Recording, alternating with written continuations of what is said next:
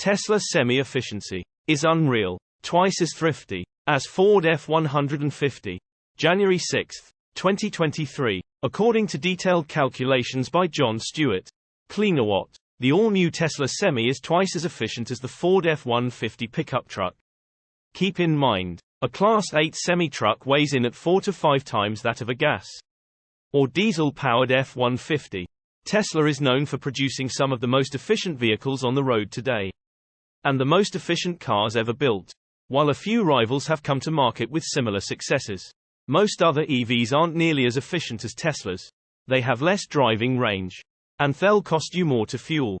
When Tesla set out to produce a commercial vehicle, you'd better bet it was laser-focused on range and efficiency. However, the automaker likely wouldn't have even attempted to produce a long-range semi-truck if it hadn't already proven that it could work its magic to make the most aerodynamic, electron-sipping vehicles in many shapes and sizes. Tesla already demonstrated that the Semi could travel 500 miles on a single charge. In fact, the test run started with a battery capacity of 97% and ended with 4% remaining. So it pulled off 500 miles with 93% of its battery capacity. Meanwhile, the hauler's combined weight at the time was a whopping 81,000 pounds. Tesla CEO Elon Musk also recently tweeted that the Tesla Semi is highly efficient, using an average of just 1.7 kilowatt-hours per mile of travel. CleanerWatt converted the 1.7 kilowatt-hours per mile to miles per gallon to make a comparison between the Tesla Semi and Ford F-150. It's a bit tricky, and there's some obvious math involved, but he came up with 20 miles per gallon for the Tesla Semi. The F-150 and many other popular full-size four-wheel drive gas-powered pickup trucks return around 19 miles per gallon. The above calculations and chart may have you wondering how the Tesla Semi is twice as efficient as these trucks, since it only appears to be slightly more efficient.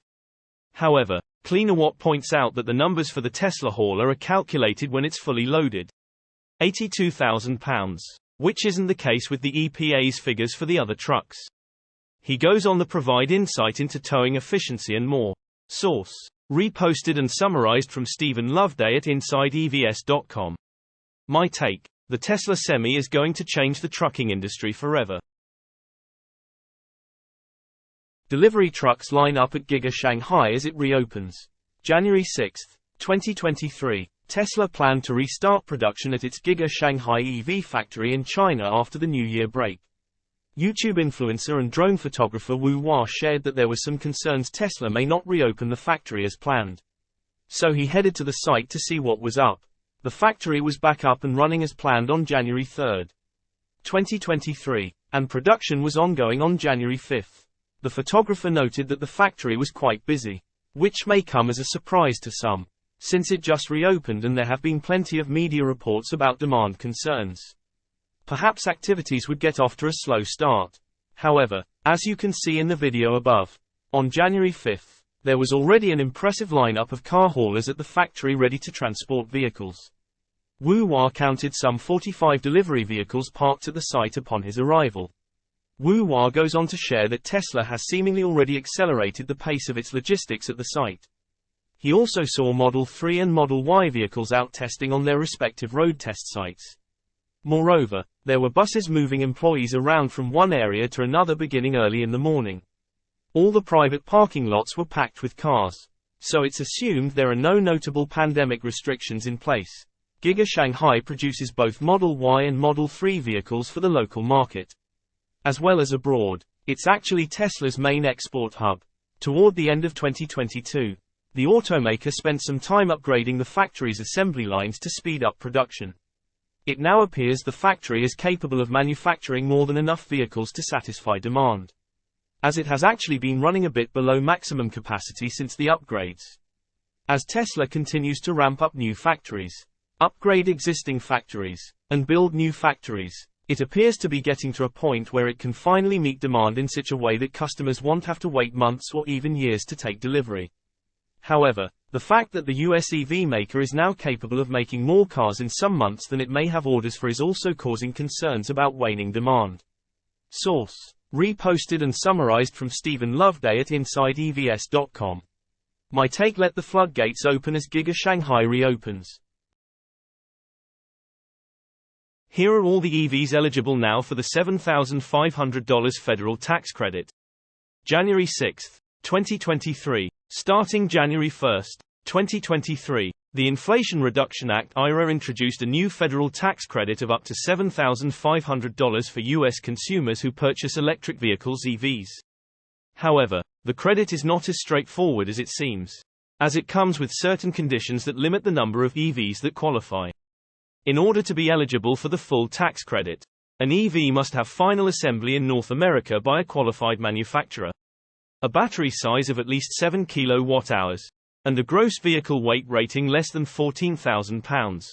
Battery electric vans, SUVs, and trucks qualify for the revised credit if their manufacturer's suggested retail price MSRP is below $80,000, while other EVs that do not fall in that category, mostly passenger cars, have an MSRP limit of $55,000. The IRA has also added battery manufacturing requirements, but those have not yet been enforced. The U.S. Department of Treasury has delayed a decision on applying the battery guidance until at least March 2023. The list of EVs that currently qualify for the federal tax credit, as per the Internal Revenue Service (IRS), includes models from Ford, General Motors, Nissan, Rivian, and Tesla. Ford has 3 models that qualify: the Ford E-Transit, F-150 Lightning, and Mustang Mach-E. However, only the base Mach-E Select and mid-range premium trims qualify for the full tax credit. As the top-of-the-range F-150 Lightning Platinum is priced above the $80,000 limit at nearly $97,000, General Motors has 2 models: the Chevrolet Bolt EV and Bolt EUV. However, no trim levels of the Cadillac Lyriq qualify for the full tax credit, as it is not classified as an SUV and has an MSRP above the $55,000 limit. Nissan has 1 model, the Leaf, that qualifies for the full tax credit. Rivian has 2 models, the R1S and R1T, that also qualify for the full credit.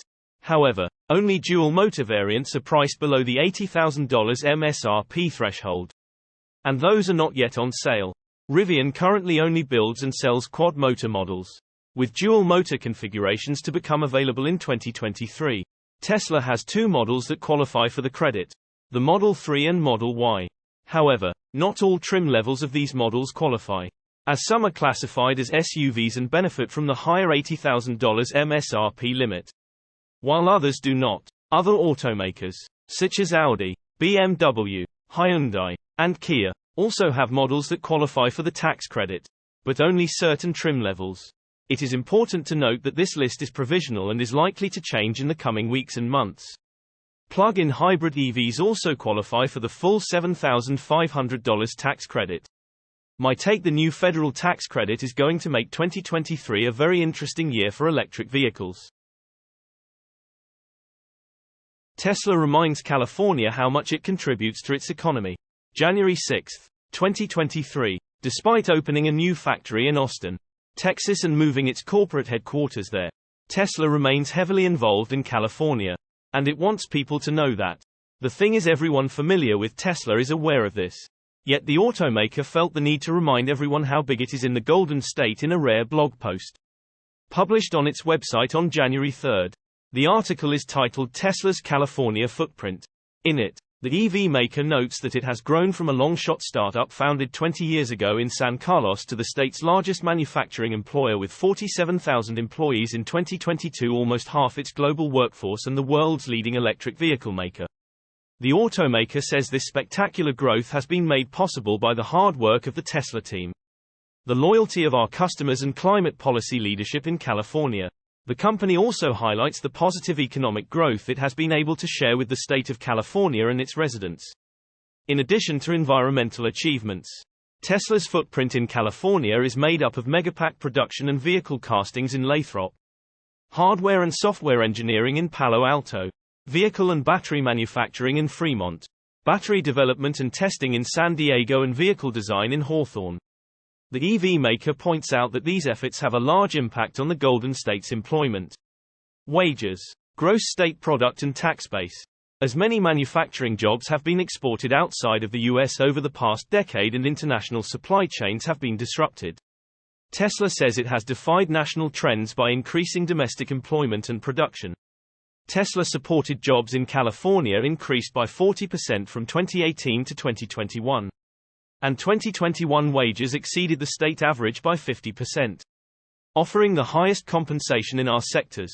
The automaker also cites a recent economic impact assessment conducted by IHS Markit that details its importance for California, including Tesla-supported California jobs. More than 80,000 direct and indirect jobs in 2021. And taxes paid. $400 million in state and local taxes in 2021. The automaker also points out that it has made over $5 billion in capital investments in its California facility since 2016. Chiefly in Fremont, where the 2 millionth vehicle rolled off the lines in July 2022. The blog post ends with the statement, "We are confident that these trends will continue and that 2023 will be an even bigger year for Tesla in California." So where is Tesla going with this? Apparently nowhere. But this may be an attempt to get on California's and Californians' good side after Elon Musk's antics, especially of the political kind, have antagonized many Tesla fans in the Golden State and other blue states. Let us know what you think in the comments. Source: reposted and summarized from Dan Mihalascu at InsideEVS.com. My take: the amount of jobs and spin economic benefits that Tesla brings to the table is not to be underestimated.